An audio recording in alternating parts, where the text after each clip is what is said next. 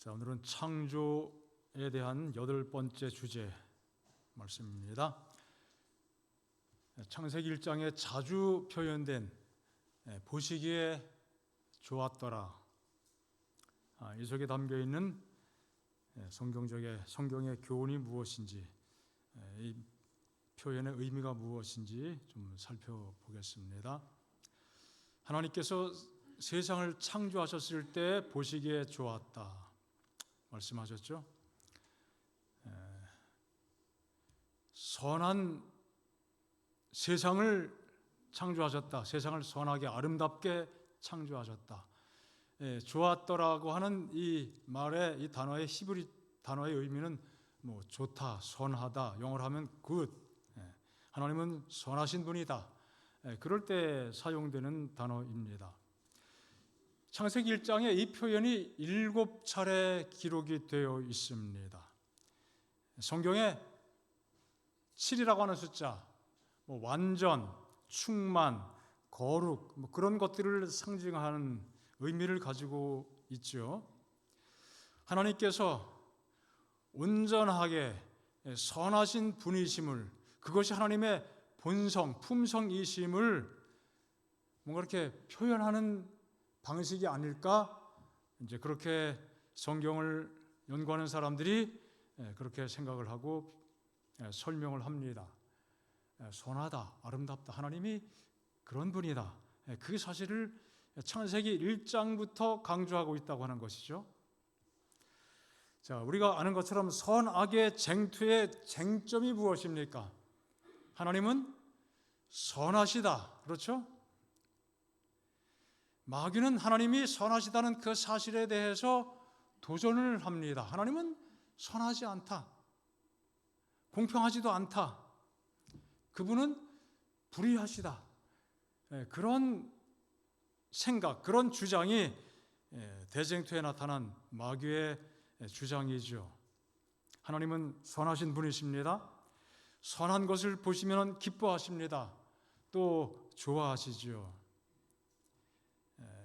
창세기 1장에 이 좋았다는 표현이 자주 나온 것에 대해서 우리는 하나님의 품성과 연결지어서 좀 더 깊은 어떤 마음의 감동을 받게 되는 것입니다. 좋았다고 하는 표현이 없는 날이 한 날이 있죠. 둘째 날입니다.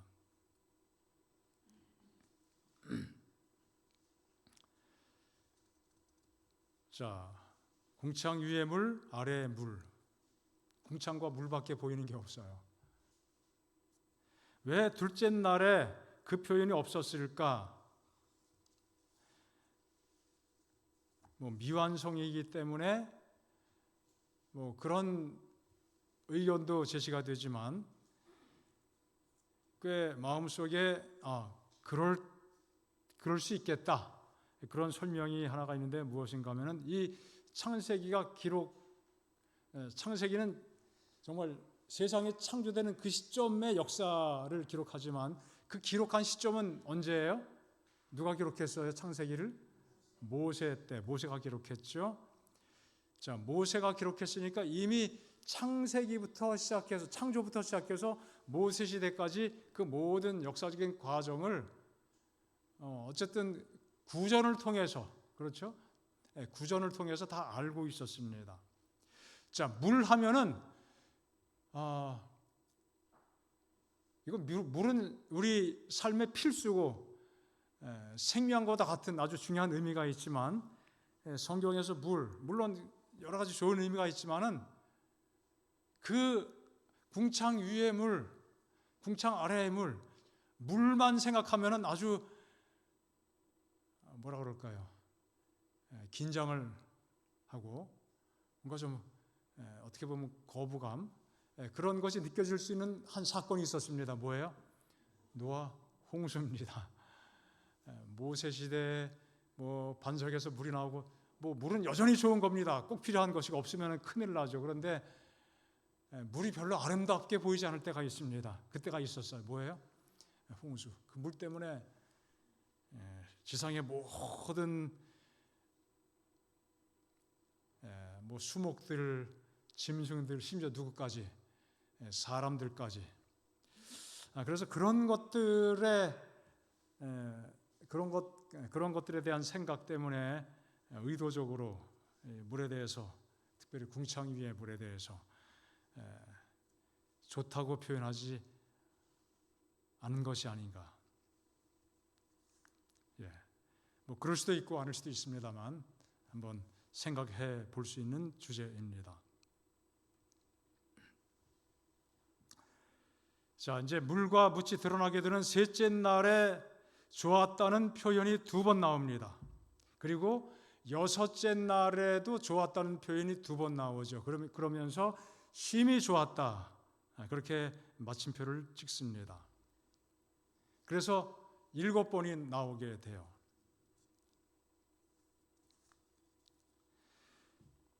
심히 좋았다. 마무리 다 끝난 다음에 이런 것을 한번 연상해 보게 됩니다. 화가가 그림을 그렸습니다. 심혈을 기울여서 열심히 그리고 부족한 데 있나 살피다가 또 그리고 마지막 다 마친 다음에 그래도 조금 더 보충할 때가 있을까 싶어서 뭐 만족할 만한 작품을 그렸지만 혹시나 조금 더 보충할 곳이 있을까 싶어서 유심히 구석구석 다 살폈는데 그런 게 안 보여요. 야, 정말 잘 그렸다. 내가 그렸지만 이거 참 잘 그렸구나.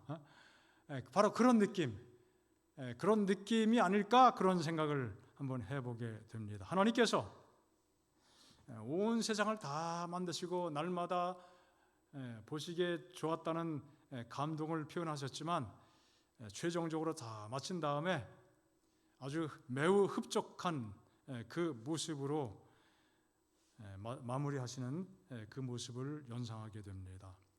심히라고 하는 말,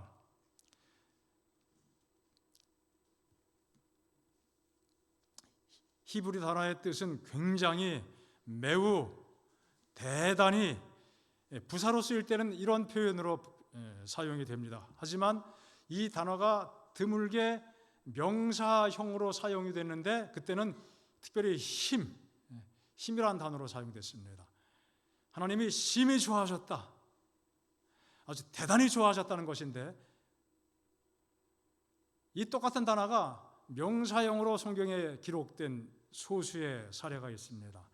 그때는 힘으로 번역이 됩니다.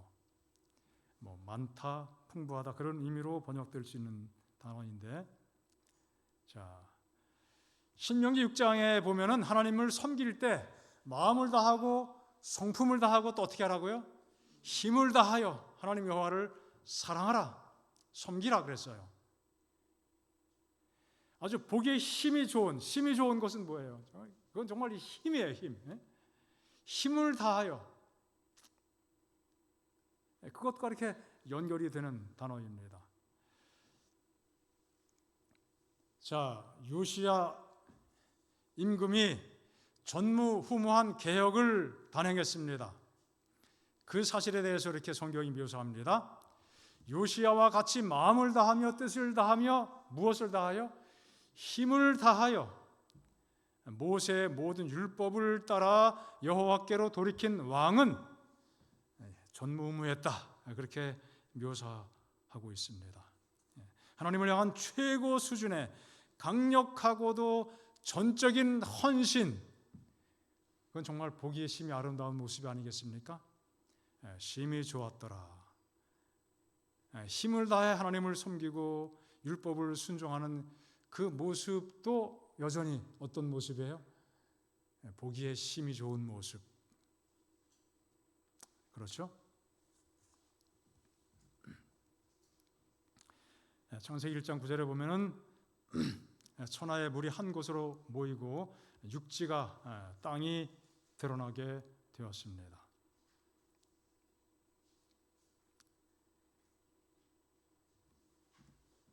이것이 바로 셋째 날에 있었던 일인데요. 본교 성경 주석에 이 구절에 대해서 이런 설명을 좀 하고 있습니다. 셋째 날 전반부 동안에 이루어진 세 번째 창조 행위는 물과 물을 분리하는 일이었다. 시편 기자의 영감의 펜은 이 사건을 그림 같은 시어로 묘사한다. 그림 같은 시적인 언어, 시편에 있는 백사편에 어떤 내용인가? 물이 산들 위에 섰고 주의 견책을 인하여 도망하고 주의 우레소리를 인하여 빨리 가서 주의 정하신 처소에 이르고 산은 오르고 골짜기는 내려갔나이다. 주께서 물의 경계를 정하여 넘치지 못하게 하시며, 육지가 드러나게 되는 광경이에요.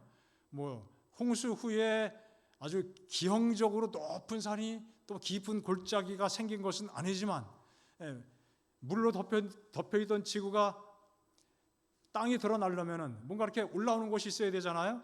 그래서 올라왔습니다. 이제 그런 것입니다. 그래서 물의 경계가 정해지고 물이 한 곳으로 모이게 되는 그런 그 장면을 묘사하고 있습니다.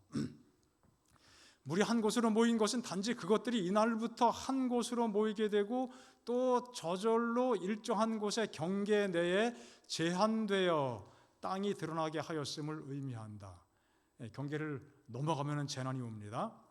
지구의 표면을 그처럼 완전히 뒤덮은 물속에서 언덕이 솟아오르는 것을 보는 것은 하늘의 목격자에게도 틀림없이 장엄한 광경이었을 것이다. 이 하늘의 목격자가 뭐냐? 그러니까 to any heavenly observer 그렇게 되어 있어요. 어떤 우리 한글 번역에는 잘 그 뉘앙스가 나타나지 않지만 천상의 관찰자니까 하늘에서 우주에서 보고 있는 수많은 우주의 거민들까지 포함시키는 단어로 이해가 됩니다. 누구든지 간에 any 어떤 사람이든 어떤 존재든지 간에 그것을 볼 때 그 장엄함에 대해서 함께 뭔가 감동을 느꼈을 것이다. 그렇게 설명을 합니다. 아주 굉장히 의미 있는 표현입니다.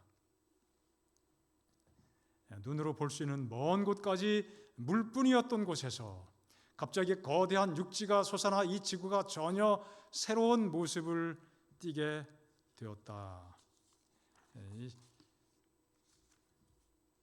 육지가 드러나게 되는 그 장엄한 모습, 이것도 그래서 아주 아름답다 이것이죠. 그러면서 그 다음 절에 하나님 보시기에 좋았더라 그렇게 말씀합니다. 그리고 여기에 대해서도 우리 본교 성경 주석에 이렇게 설명을 덧붙였습니다.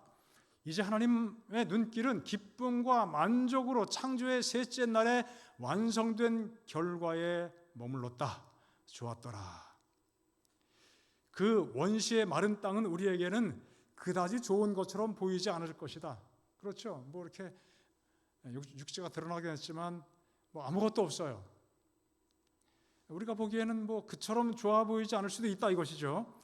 그것은 물 아래에서 융기한 초목도 없는 골짜기와 언덕과 평지의 세계 다 텅 빈 상태죠. 어느 곳에도 초록의 잎이나 이끼조차 없었다. 아무것도 없는 상태. 그게 과연 보기에 좋은 모습인가? 그러나 그가 그것을 만든 용도와 관련해서 그리고 그가 이끌어 드리려는 새로운 경위에 이르는 적합한 준비 단계로서 그것을 볼 수 있는 조물주에게는 좋게 보인 것 같다. 우리의 눈을 가지고는 다 헤아릴 수 없지만 하나님께서 이제 막 새롭게 시작하시면서 이제 경지 작업을 시작하시면서 장차 이 땅에 어떤 것들이 구성이 되고 포함될 것인지 미리 보시는 그 입장에서 하나님께 그것이 정말 아름다워 보이지 않았을까? 아주 깊은 통찰의 표현입니다. 어쨌든 모든 것들이 정말 아름답게 다 이루어지게 되었습니다. 에덴은 하나님 보시기에도 아름다운 곳, 흠잡을 데가 없는 곳이었습니다. 에덴은 그래서 감탄이 넘치는 곳이었습니다. 하나님께서 창조하시고 하나님께서 감탄하셨어요. 우리도 그러죠. 내가 왜 이렇게 이쁜지 몰라. 스스로 자기에게 감탄할 수도 있죠. 내가 했지만 참 잘 그렸네. 기타 등등. 하나님이 만드시고 너무 기뻐하셨어요. 정말 감탄하셨습니다. 자, 우리는 그런데 이 창조 세계의 아름다움을 종종 잊고 살아갑니다.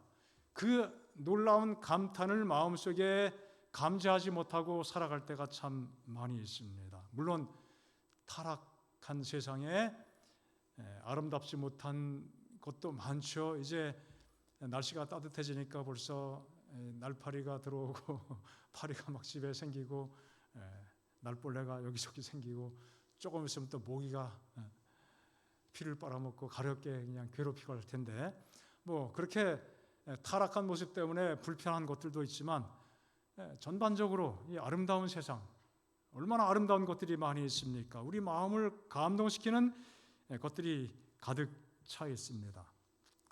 봄날 참 아름다웠죠. 뭐 아름답지 못한 것도 섞여 있지만 아름다운 것들 많이 우리가 감탄했습니다. 하늘과 땅과 동물과 식물, 강과 바다, 꽃, 뭐 과일, 뭐 어느 것 하나 인간의 노력이나 지혜로 만들 수 없지만 하나님께서 태초에 하나님의 천지를 창조하시니라. 이 모든 것이 누구한테 의존되어 있다는 거예요? 하나님께 의존되어 있습니다. 우리의 존재는 우리 스스로 어떻게 할 수가 있는 게 아니죠. 철저하게 하나님께 의존된 것이고 우리는 철저하게 무능한 존재입니다. 내 존재에 대해서조차. 그렇죠. 아무 능력이 없습니다. 그래서 우리는 창세기 1장 1절을 통해서도 우리의 구원이 우리의 힘으로 되는 것이 아니고 하나님의 절대적인 능력으로 되는 것이라는 사실을 볼 수 있게 되는 것입니다.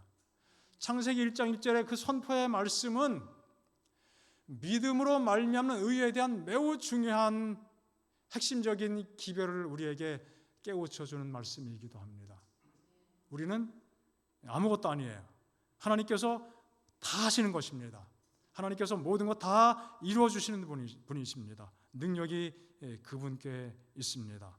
우리는 그래서 하나님의 사랑과 능력과 선하심과 아름다우심에 대해서 우리도 하나님의 세상을 지으시고 감탄하셨던 것처럼 어떻게 해요? 감탄할 수 있어야 됩니다. 그 감탄을 많이 하는 사람이 삶의 행복을 누리고 살게 되는 것이죠. 감탄하는 영적 감수성이 풍부하도록 하나님께서 우리 모두를 이끌어 주시기를 축복합니다.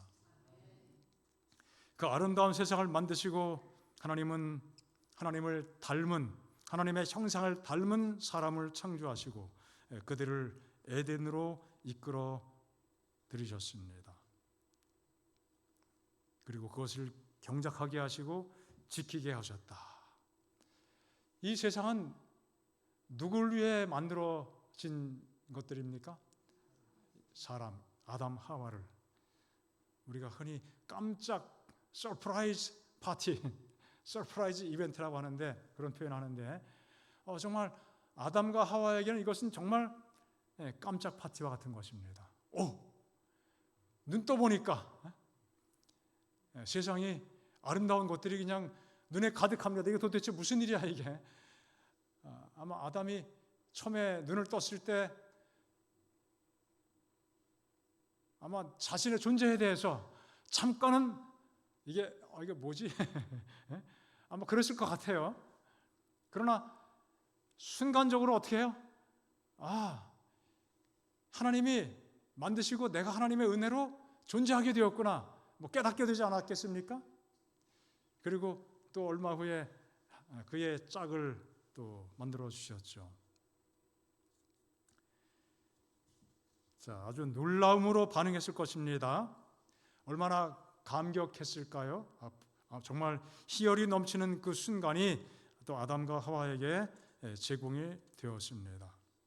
하나님께서 감동하셨던 그 세상에서 그 동일한 감동을 맛보며 살아가도록 하나님께서 아담과 하와를 존재하게 하셨습니다. 창조하셨습니다. 얼마나 참 놀라운 특권입니까?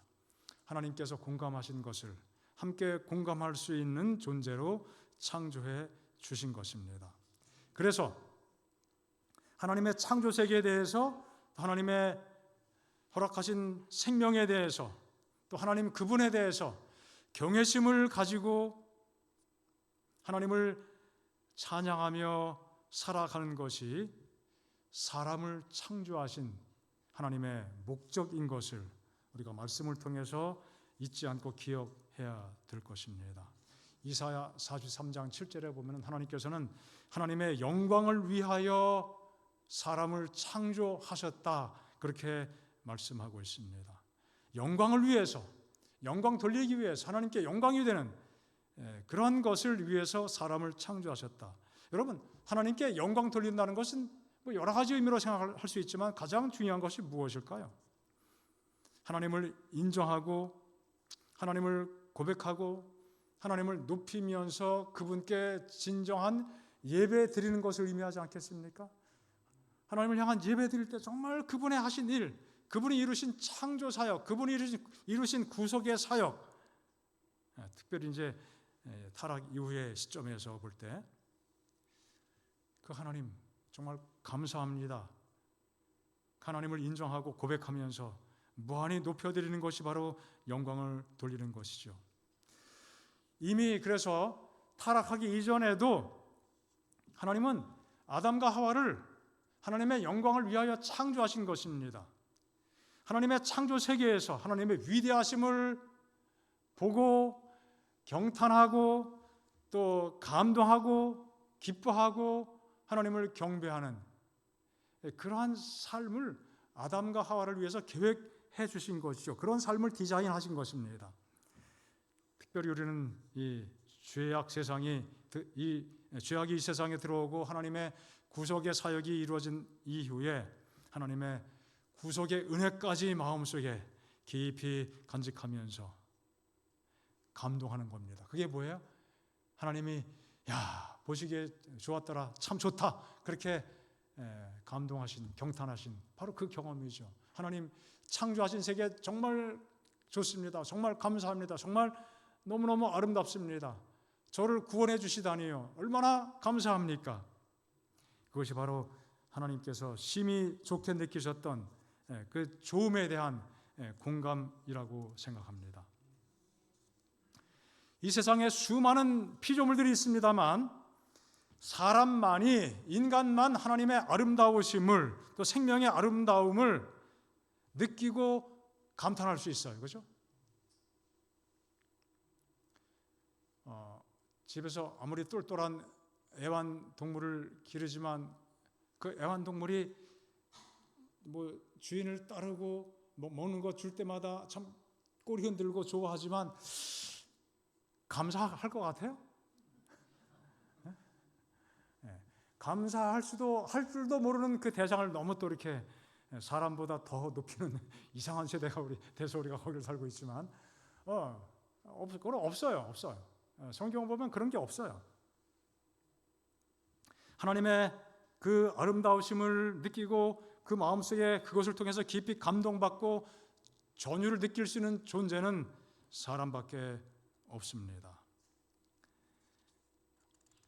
만물이 아름답지만 그것은 그 자체로 끝이죠. 그것이 그의 존재의 목적이고 그것을 통해서 아름다움을 느끼고 감탄하는 것은 사람에게 주신 하나님의 계획입니다. 자, 나무가 아무리 아름답고 꽃이 아무리 아름답고 새나 물고기가 정말 아무리 아름다울지라도 그 대상들이 그 녀석들이 거울 앞에 서가지고 내가 봐도 내가 참 아름답네, 그거는 말이 안 되겠죠. 그럴 수 있는 대상은 아무도 없어요. 하나님이 사람에게만 그런 감동을 느끼고 살 수 있도록 그 능력을 허락해 주셨습니다. 아무도 하나님께 감사할 수 없고 하나님께 찬양할 수 없지만 오직 인간만이 우주 만물의 아름다움을 통해서 감동하고 하나님을 찬양합니다. 그것이 우리 하나님께서 우리를 지으실 때 우리에게 주신 인생의 목적, 우리 존재의 목적, 그렇죠? 내가 내 영광을 위해서 창조한 자를 오게 하라. 내 영광을 위하여 창조했다. 하나님께 영광 돌리고 예배하는 그 귀한 특권이 우리에게 있으면 얼마나 감사합니까? 자꾸 이렇게 그것을 생각하고 개발하고 확장시켜 나가야 되지 않겠습니까? 세상은 많이 변질되고 퇴화됐지만 우리는 그래도 여전히 에덴에서의 그 아름다운 그 모습을 연상하고 또 남아있는 그 흔적을 통해서 아름다움에 대해서 더 깊이 감탄하며 살아가야 되겠습니다. 특별히 시편에 보면요, 그 감탄에 대해서 하나님께 영광 돌리는 아름다운 묘사가 있습니다. 주의 손가락으로 만드신 주의 하늘과 주께서 베풀어 두신 달과 별들을 내가 보니. 하늘과 주께서 손가락으로 하늘 만드시고 또 달과 별을 손가락으로 다 만드셨어요. 깊이 관찰했습니다. 깊이 묵상했습니다. 그랬더니 갑자기 어떤 감동이 생겨요. 사람이 무엇이기에 주께서 그를 생각하시며 인자가 무엇이기에 주께서 그를 돌보시나이까. 인자는 어떤 예수님에 대한 간접적인 표현이기도 하지만 이 흐름 속에서는 사람 존재를 의미합니다. 사람, 인자. 그를 개역성경인 천사보다 조금 못하게 하시고 그렇게 번역했지만 개정역에는 하나님보다 조금 못하게 하시고 그렇게 번역을 했어요. 이 단어, 이 표현 기억하시죠? 그런데 히브리 성경의 원문에는 엘로힘, 하나님으로 표현이 된 거예요. 그래서 번역자에 따라서 이 하나님보다 조금 못하게 하시고 인간을 또 그렇게 표현하기엔 조금 부담스럽고 아마 그런 심리가 작용됐는지 어떤 여러 번역들에서는 헬라 말도 그렇고 천사라는 말을 사용하기도 했고 어떤 번역본들에서는 그냥 그대로 엘로힘 하나님을 그대로 표현을 했습니다. 손으로 만드신 것을 다스리게 하시고 만물을 그의 발 아래 두셨으니. 사람이 무엇이기에?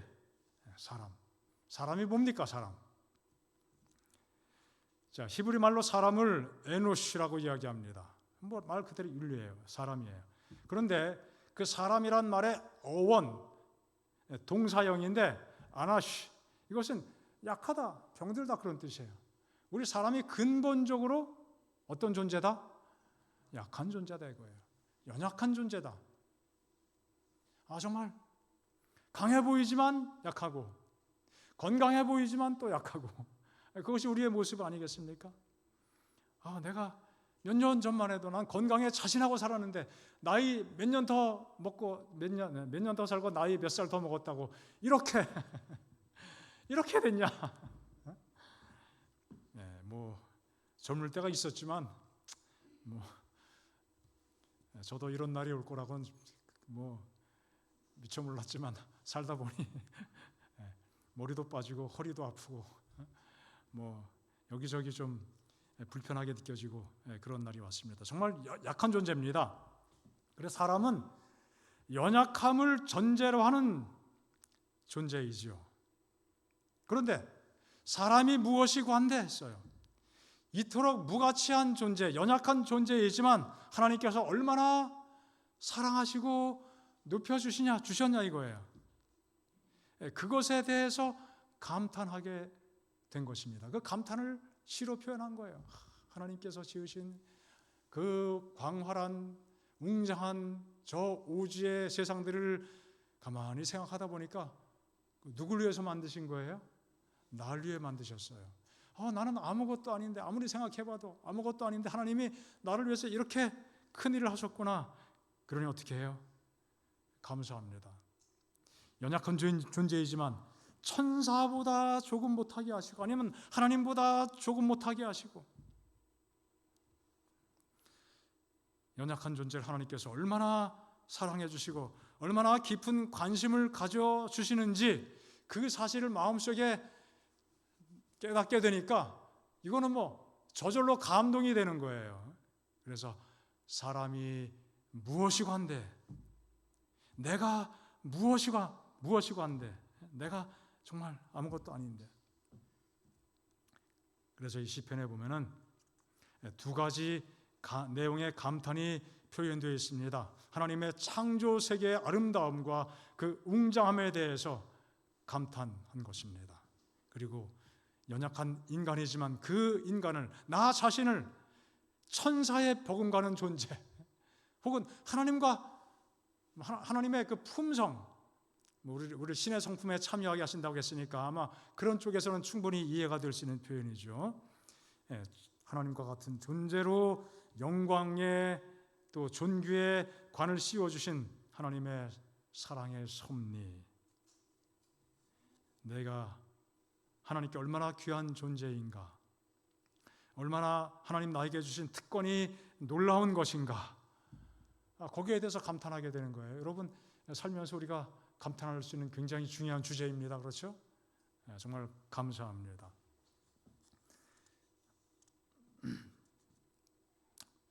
그 경외와 감탄을 경험하고 그런 자세를 가지고 있는 것 자체가 하나님께 가까이 나아가는 경험이 되는 것이죠. 하나님께 가까이 가는 길입니다. 정로의 계단 말씀입니다. 하나님께서 당신을 우리에게 알리시고 우리로 하여금 당신과 더불어 교통하게 하시려는 방법은 여러 가지가 있다. 천연계는 우리의 감각에게 간단 없이, 쉼 없이, 끊임없이 말한다. 열린 마음은 하나님께서 손수 만드신 만물에 나타난 그의 사랑과 영광에 어떻게 한다? 감복될 것이다. 감복. 자, 기울여 듣는 귀는 천연계 만물을 통하여 오는 하나님의 기별을 들을 수 있으며 이해할 수 있다. 천연계 만물을 바라보면서 우리 마음의 귀를 열게 되면 하나님의 기별, 하나님의 음성을 듣고 이해하게 된다. 푸른들, 울창한 수목, 새싹과 꽃, 지나가는 구름, 내리는 비, 돌돌 흐르는 시내, 하나님의 영광들은 우리의 마음에 말하여 우리로 하여금 그 모든 것을 지으신 자와 친숙하여 지기를 요청하고 있다. 누구랑 친해지라고요? 하나님과, 창조주와 함께. 하나님께서 만드신 모든 이 천연계 사물, 아름다운 것들이 우리에게 끊임없이 뭔가 이렇게 메시지를 던져주고 있어요. 나 아름답지? 나 멋있지? 누가 만드신 거야? 하나님 만드신 거야? 하나님 잊어버리면 안 돼? 하나님 기억해야 돼? 우리가 이런 영적인 감수성을 계속 키워나가야겠죠?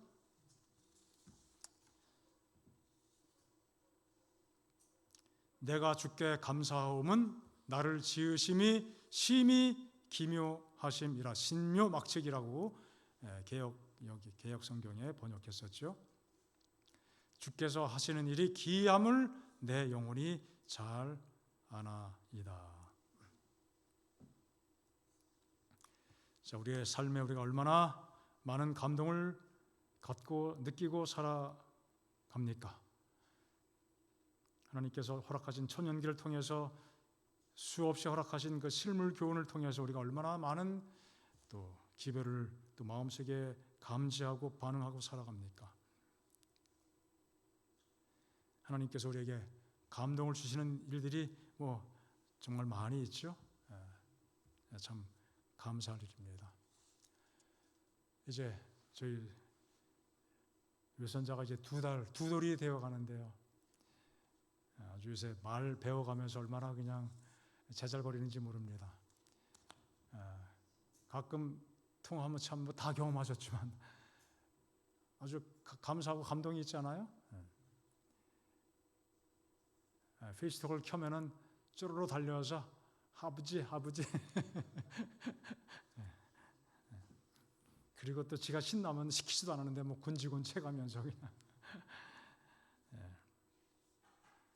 그와 같은 유사한 수많은 감동의 일들이 하나님이 지으신 천년기를 통해서도 우리 마음속에 경험될 수 있는 것이죠. 우리 지난주에 일요일 날, 며칠 전이죠. 이번 일요일이군요. 집사님들 다녀오신 다음에 참 좋았다고 참 좋았다고 말씀을 들었습니다. 문명이 발달할수록 인공적인 것이 가득할수록 창조 세계에 대한 감탄은 점점 약화되고 사라져 가게 됩니다. 만물을 만드신 하나님께 대한 감사, 그 경외심도 줄어들 수밖에 없죠. 관심이 다른 데 가 있고 또 다른 곳에 많은 흥미를 느끼고 있고 감각적인 자극을 통해서 거기에 많이 빠져들게 되기 때문입니다. 하지만 그렇게 몰두하다 보면은, 그렇게 흘러가다 보면은 마음이 삭막해지고 공허할 수밖에 없는 것입니다. 마음이 또 영적으로 무감각해지게 되고 또 타인에 대해서도 무감각하게 되는 것이죠. 이 현대 사회가 중독 문제로 아주 심각한 상황을 직면하고 있습니다. 여러 가지 것들이 중독으로 사람들의 삶을 공허하게 만들죠. 감동이 없으니까 어떻게 해요? 감동을 제대로 느끼지 못하니까 엉뚱한 것을 통해서 감동을 느끼다가 삶이 황폐해지게 되는 것입니다. 우리는 하나님과의 관계 속에서 하나님께 감사하면서 하늘의 감동으로 우리의 삶을 채워가는 그 특권을 놓지 않고 또 약화시키지 않고 잃어버리지 않고 그렇게 살아가야 되겠습니다. 내가 주께 감사하오문, 감사는 감탄이죠. 감격입니다. 나를 지으심이 심히 기묘하심이라, 신묘막측하심이라.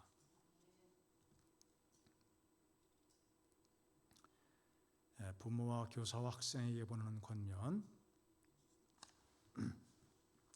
하나님께서 아름답게 만드신 그 세상이 이제 어두운 그림자가 드리워지게 됐지만, 그렇기는 하나 우리들이 어디를 바라보든지 아직도 지극한 사랑의 흔적을 볼 수 있고, 어디를 향하든지 하나님의 음성을 들을 수 있고, 그분의 창조물들을 바라볼 수 있다. 그러니까 들을 수도 있고 볼 수도 있고 느낄 수도 있는 것이죠. 무거운 음조로 들리는 천둥 소리의 장중한 울림과 대양의 끊임없는 파도의 노호에서 뭘 듣고 뭘 느낄 수 있을까요? 울창한 삼림의 음률에 맞춘 온갖 소리에서 나는 즐거운 노래에 이르기까지 천년계 천만 가지 음성이 하나님을 찬양하는 말을 전하고 있다. 이 모든 것들이 하나님을 어떻게 한다고요? 찬양하고 있다. 이것이 하나님을 향한 찬양의 소리구나. 신비스러운 빛깔, 색, 변화무쌍한 대조 및 혼색의 조화를 이룬 땅과 바다와 하늘에서 우리들은 하나님의 영광을 바라볼 수 있다. 자, 하나님께서 만드신 이 모든 것들이 우리에게 끊임없이 하나님의 능력과 사랑과 위대하심을 말해주고 들려주고 있습니다. 보여주고 있습니다. 누런 땅덩어리를 덮은 살아있는 푸른 잔디는 지극히 비천한 미물의 피조물까지도 돌보시는 하나님의 세심한 관심을 말해주고 있다. 정말 그냥 지나가면 보이지도 않은 그 작은 꽃들이 있는데 보니까 정말 예뻐요. 그죠? 볼수록 예쁘고.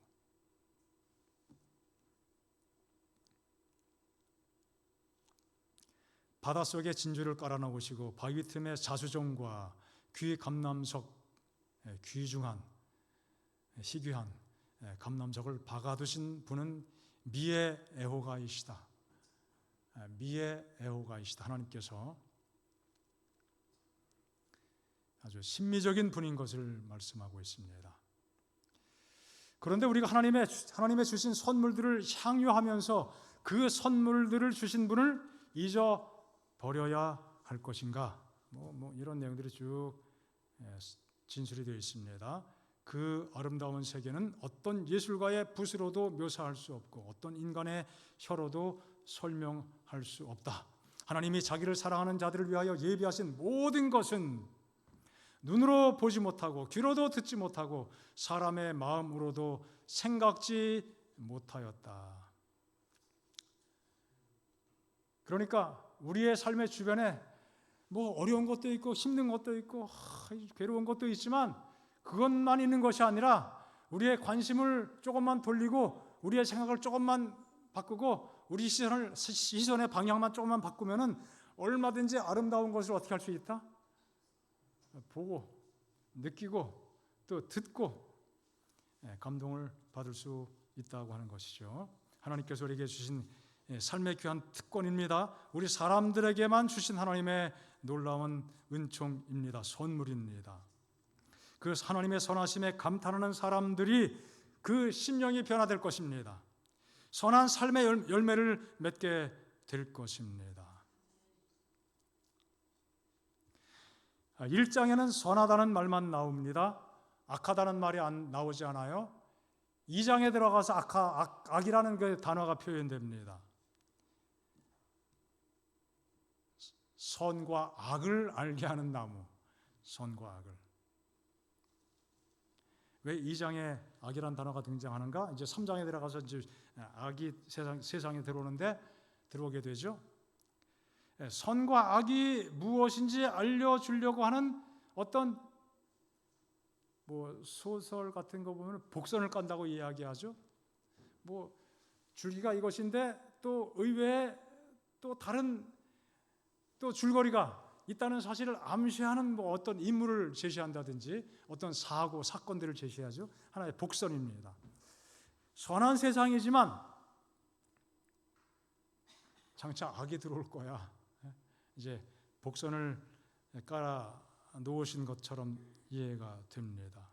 선악의 대쟁투를 예고하고 있는 것이죠.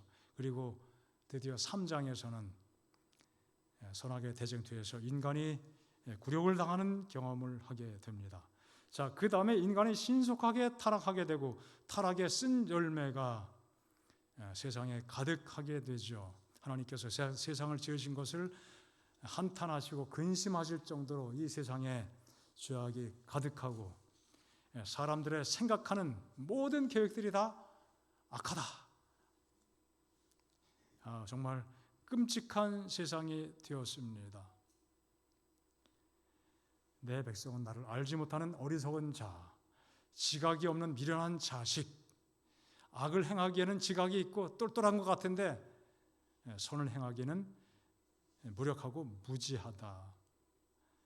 입에는 신실함도 없고 마음도 심히 악하고 목구멍은 열린 무덤 같고 그들의 혀는 아주 아첨밖에 할 수 없고 할 줄 모르고.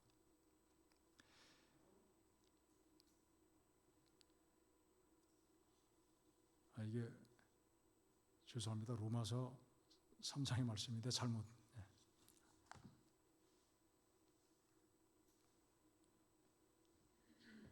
맞습니다. 예. 그리고 목구멍은 열린 무덤이고 혀로는 속임을 일삼고 입술에는 독사의 독이 가득하고. 얼마나 강렬한 표현입니까? 입술에 뭐가 가득하다고요? 독사의 독. 입술의 독에 치명상을 입는 일들이 많이 있습니까? 치명상을 입히기도 하고 받기도 합니다. 맹독. 어떤 독사는 정말 독이 너무 강해서 물리면은 그냥 몇 분 이내에 사망에 이르는 독도 있죠. 그런 독사가 있습니다. 사람의 입술에 그런 독을 머금고 있다. 사람이 정말 끔찍한 모습으로 타락했다고 하는 것이죠. 우리가 예수님을 잘 믿고 바울처럼 열심히 선하게 살려고 노력을 했는데도 잘 되지 않고 그래서 탄식하는 그 모습도 로마서에 기록이 되어 있습니다. 자, 우리가 여전히 이런 속에 살고 있지만 하나님은 우리에게 선하신 분이고 선한 것들을 많이 주셨습니다. 그래서 우리가 이런 부조리한 또 죄악된 것들이 많이 있지만 이런 모든 것들을 해결하고 치유하고 살기 위해서 필요한 것은 무엇인가요? 하나님의 선하심을 묵상하는 것입니다. 하나님의 은혜와 능력과 사랑을 감탄하면서 찬양하는 것입니다. 그런 찬양의 시들이 성경에 참 많이 나와 있습니다. 할렐루야, 여호와를 찬양하라, 세상을 만드신 하나님을 찬양하라. 우리에게 기업을 주신 하나님을 찬양하라. 우리가 아무것도 아니지만 우리를 사랑하시고 위하여 자기 목숨 버리신 하나님의 놀라우신 은혜와 사랑을 찬양할지어다. 우리 마음속에 그 감동을 늘 간직하며 살게 되시기를 바랍니다.